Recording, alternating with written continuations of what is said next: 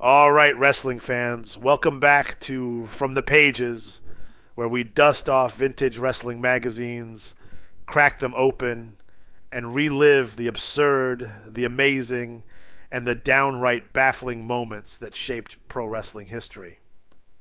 Today we're jumping into wrestling's main event cover date, October 1993, a time when Hulk Hogan was debating whether he wanted to wrestle or become a full-time bad movie actor.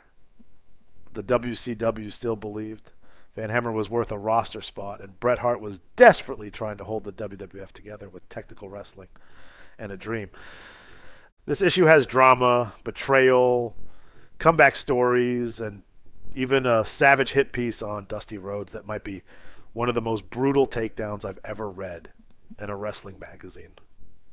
So sit back, crack open a cold one, and let's go. From the pages.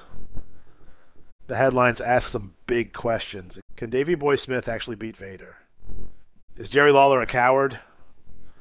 What's Hulk Hogan going to do when Hollywood comes for him, brother? Is Tracy Smothers the champion of the South? Which I love because wrestling magazines had a way of making every storyline sound like the fate of the wrestling depended on it. The issue is packed with interviews, rumors, kayfabe heavy articles, and some of the best unintentional comedy you'll find in print form. And trust me, some of these takes did not age well. And I dig that. Paul Orndorff 0, the most wonderful comeback ever. So we kicked things off with a Paul Orndorff comeback story. Now, in 1986, Orndorff was one of the biggest stars in the business. By 1992, he was working small town gyms in front of 600 people. Wrestling's main event straight up wrote him off as a washed up has been. But in 93, Mr. Wonderful was back. Not only back, but back with a vengeance. He was in WCW, aligned with Harley Race and Vader, and he had just won the TV title by being more ruthless than ever. The article plays it like a real underdog story, but let's be real. Paul Orndorff was never an underdog. Dude looked like he was carved out of granite, and if you even thought about calling him Paula, he'd slap your teeth out. So yeah, great comeback, but also a reminder that WCW had no idea what to do with veteran talent at the time. Hulk Hogan, wrestling or Hollywood? This one, oh man. Look, in 1993, Hogan was at a crossroads. He had just come back at WrestleMania 9, stolen the title from Bret Hart in one of the most shameless moments in wrestling history, and then dipped out almost immediately for Hollywood. The magazine asks, should Hogan stick with wrestling or go full-time into movies? Which is hilarious in hindsight because, let's be honest, his movies sucked. Mr. Nanny? Trash. Thunder in Paradise, glorified Baywatch ripoff. Santa with Muscles? A war crime in film form. I like Suburban Commando, though. Fans were ticked off. The letters section in this issue is pure gold.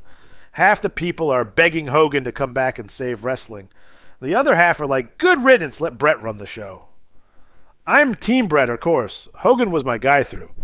There was difference between 7-year-old Alex G and 12-year-old Alex G. Hogan, of course, went the part-time route. But this was the beginning of fans turning on him. Long before the NWO, long before the heel turn, people were starting to see through the act. Davey Boy Smith versus Vader. Can he actually win? So this article basically asks, is Davey Boy Smith physically and mentally capable of beating Vader? Short answer, no. Long answer, no. Listen, Vader in 93 was a walking death machine. He had already steamrolled Cactus Jack, broke people's ribs, and had a real-life reputation for wrecking fools. Davey Boy Smith, great power guy, but Vader had already crushed guys his size, like Ron Simmons. The best part? The article actually suggests that SID Vicious is the guy who could take Vader down, which, in theory, yeah. Except for the part where Sid is Sid, and we all know how that ended. Beat with a pair of scissors, if you catch my drift. The Heart Punch column. So, Dusty Rhodes must be stopped. Holds magazine up like it's evidence in a trial. This article is insane. I have never seen a magazine bury someone like this. The writer goes off on Dusty Rhodes, calling him a beached whale, a disgrace to wrestling, and someone who has polluted the business with his son, Dusty Jr., aka Dustin Rhodes. Then it says that the assassin and the blackjack mulligan are coming to put him down, like this was a Wild West bounty hunt. It's straight up vicious. If Dusty ever read this, I guarantee he laughed, hit a bionic elbow in the air, and went back to cutting promos about hard times. This was a stacked issue, man. Paul Orndorff's redemption arc, Hogan's career crisis, Davey Boy's futile attempt to beat Vader, a scorched earth article on Dusty Rhodes.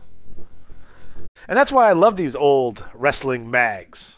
They were over the top, dramatic, and 100% convinced every story was the biggest thing ever. If you had fun with this deep dive, make sure to like, share, and subscribe.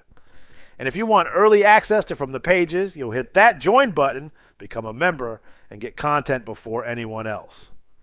Until next time, keep those magazines in mint condition, and don't believe everything you read in kayfabe journalism.